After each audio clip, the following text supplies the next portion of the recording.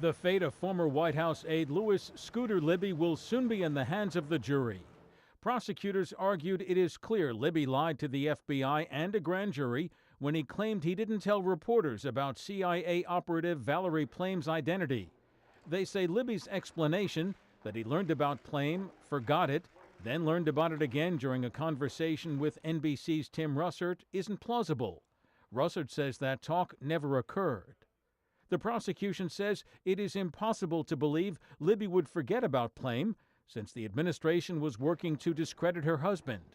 It also noted plenty of witnesses told Libby about Plame before he discussed her with reporters. The defense contends the case is more about bad memory than criminal intent.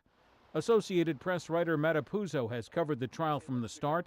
He says Libby's lawyers stressed the inconsistencies in the testimony of Russert and other witnesses.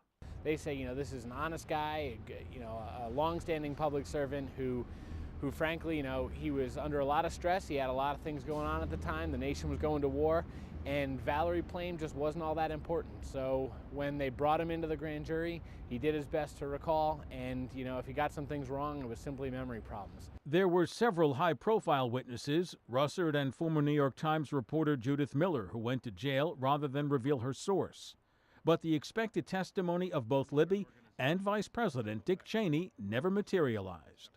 The jury will begin deliberating on Wednesday after receiving final instructions from the judge. As they work toward a verdict, the jurors will have to sift through conflicting statements in a case that's opened a window on the behind-the-scenes Washington practice of leaking sensitive and often secret information to reporters. Jerry Bodlander, The Associated Press, Washington.